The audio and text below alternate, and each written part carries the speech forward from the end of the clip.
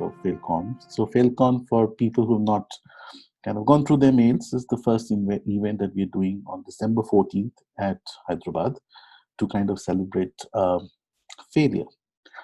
As part of that, we have Sapto today to kind of go through some of the questions and kind of give us some insights on his take on failure. So welcome, Sapto. Was uh, like conferences or events at a much smaller scale, which are mostly. So Chennai used to do some meetups Yeah. where they used to have people come together and talk about failures, and this quite prevalent also in the startup community. So I had an opportunity to actually attend a few of these a few years back, and that's where some of that thought process came through where entrepreneurs and people who are doing startups, they come and talk about things they have tried and what didn't work. Mhm. And when Dubi was talking about like what could happen in terms of some of the learnings that Hyderabad has had in terms of the engagements that have happened, that's when it triggered that why don't we Yeah. do something at a much wider scale Mhm. and allow people across India to come and share some of their learnings across things that they have tried. Yeah, so we did mention that you are one of the people who born the seed to kind of this thought process. So, yeah, that I think we're hopefully taking it forward, and then we'll do something about this. So, what does failure mean to you? So failure, like quite often, like for me, it has been uh, a situation in which like you stop and take stock and then see like what do you need to do to pivot. And obviously, like you pivot based on some of the learnings that have come through. Uh, and failure is also a time where you basically regroup, you remarshal your resources, figure out okay how do you uh, overcome a certain obstacle which has been put in your path. So that's been my way of looking at failure, and it has actually taught a fair bit to me because you come across small obstacles, large obstacles Yeah. throughout in whatever work you do. So yeah. Okay. Okay. So, as a leader, what is your mantra to your teammates when they fail? So I've always tried to have a model where one, like if someone is coming up with a new way of doing things or they want to experiment with something, just go ahead and experiment with it because if you can keep the experiment self-contained and small, you'll basically be able to do what we ask a lot of our people and clients to do, which is get the faster feedback loops going. And invariably, like all the things that you try will not succeed. Mm. There will be those failures. And how quickly you can pivot from one failure and then try out something else so that it can eventually lead to success is more important rather than just thinking that, okay, it could fail. And big things will fail. Like usually you don't get things the right the first time if you're doing it something fairly innovative and risky.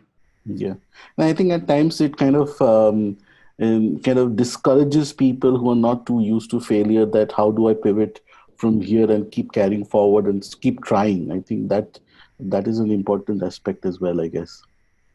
Yeah, absolutely. And a lot of times, like in terms of encouraging it, it is more in terms of like uh, talking and about the fact that okay, what are we trying to do, rather than thinking of just an end state.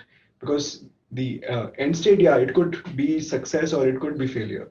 But Mm. if you're thinking more about the end state and you're not really thinking about okay, what are you trying to uh, do to get to that end state, it does hold people back. And I think that mindset, if people think through how do you change that, uh, Mm.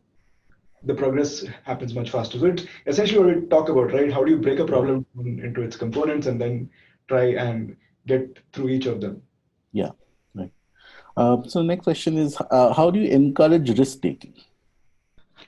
Um, so a fair bit of my work in the recent past has been in the operation space, and uh, a large part of it has been trying to look beyond what ThoughtWorks typically does, like take learnings from other organizations, try to understand what some of what is happening in the startup ecosystem, because all of them are working under constraints, right? And for me, it has always been about like, okay, like if you have a constraint situation or a constraint system, then what would you do which is trying to solve a certain constraint? Uh, and around that, like whether it be the way we are hiring people, the way we are actually helping onboard people, what would you do differently uh, Mhm. so that you basically like embrace that risk? Mhm. And a large part of like being able to like embrace failure is also being able to embrace that risk. And embracing risk does mean, okay, you understand the risks. Mhm. What are the fallouts that if things didn't go that well, and obviously what are the upsides if things really went well. So that's the way at least I have looked at it, and even with the people that I work fairly closely with, that is one of the things that I keep pushing for. Don't come and talk about constraints, right? The Yeah. constraints are there. Do you understand the constraints, and then what would you do differently to go work Mm. around those constraints? Right. Okay. So, do you celebrate failures, and probably how? How do you? Yeah, celebrating failures is never easy. And obviously, for me, celebrating failures is more in terms of like, what did I take away from it? What did I learn? Mm. And if I can basically imbibe that learning and then use it to change things, that is a celebration for me. Uh, Mm. I'm not the kind of person who'll go and say, okay, let's throw a party because we didn't achieve what we wanted to do. Okay. What's your take on failure in personal life? Yeah, so like, so I've gone through certain tribulations myself, and like whenever that I face that kind of failure, like uh, it has been more about like reflecting and having that self-reflection, being honest with yourself at least. That okay, Mm. why do you think it happened, and uh, was it because of lack of effort? Was it Mm. because of circumstances? Uh, or was it because like you were outmaneuvered by someone else? Like all of Mm. these could lead to personal failures, right? Yeah. And being able to actually like understand the reasons for that failure and where you fell short is was has been fairly important for me, because until and unless I understand that, I don't know what to change. Right. Okay. What's one key word you would like to give to a kid about failure? um, Try. Yeah, that's a good one. Yeah, try. Yeah. What's your favorite failure story?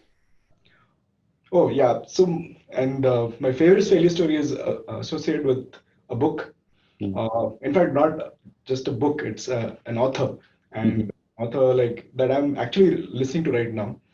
So I'm listening to this book called History of Magic. Okay. It obviously relates the story of J.K. Rowling and Right. the journey that she took as Hmm. a person who obviously wrote the Harry Potter series, and the amount of effort she actually put in to actually write the first book itself. Um, and after writing the first book, there were about 12 publishing houses which all rejected her. Mm. And eventually, someone took a risk with her. And what was a failure became one of the most stupendous successes Yeah. the literary world has ever seen.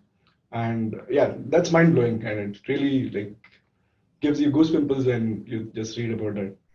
Yeah.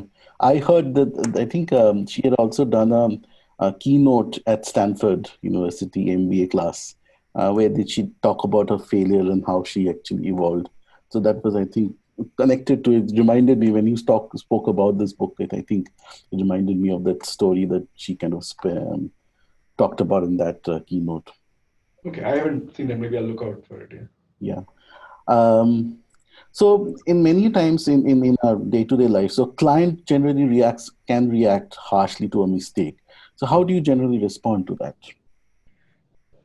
So one is obviously like when the client is responding, like there is a certain feedback which is there, and it's important to like at least personally what I've tried to do is that okay, how much of that feedback is an emotional response and how much of it is logical, Mm. and trying to like get to what were some of the logical reasons, the facts behind that harsh feedback which is coming, or us being called having failed in a certain area, Mm. and then you're able to like tackle it. And uh, in situation that I've been where like I've been put in that kind of a situation, once you start breaking it down and like having conversations where there is a possibility of an action to fix something or improve something, most clients, they let go of that whole Mhm.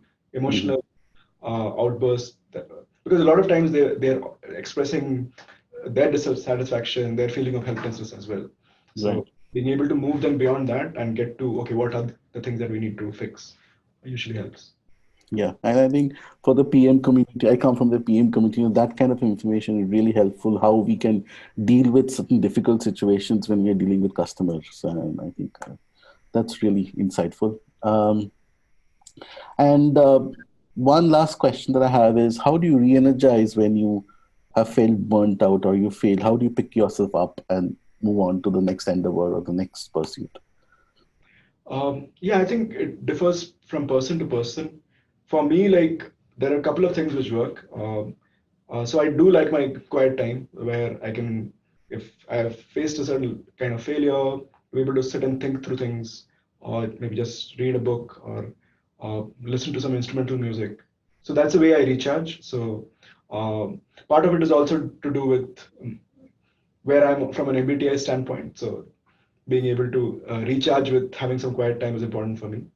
And through that, I'm able to think through things and come up with, okay, what are the things that I need to do next? Thank you very much, Sapto, for spending that time. And I think all the information that you've given, it's going to be very insightful for all thought workers. So I'm sure everybody will have a nice view through this particular podcast. Okay, thanks, Thank Aditya. you. Thank Yeah, you. bye.